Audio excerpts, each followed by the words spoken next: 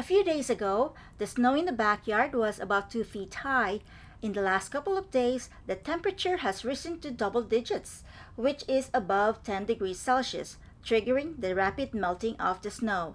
As a result, we now have a lake in the backyard since the soil hasn't thawed yet and the water has nowhere to go. With a few more days of warmer temperatures, all the snow in the yard would melt, but the ground would still be frozen. We can't do anything in the yard yet until all the water dries out. It's also been raining, which has contributed to even more water in the yard. Gardening or preparing the garden is impossible right now. We usually start planting after the Victoria Day long weekend, which is at the end of May. We're hoping that this year won't be a repeat of last year, which was miserable due to rain and cold. We weren't able to do any gardening until close to mid-June.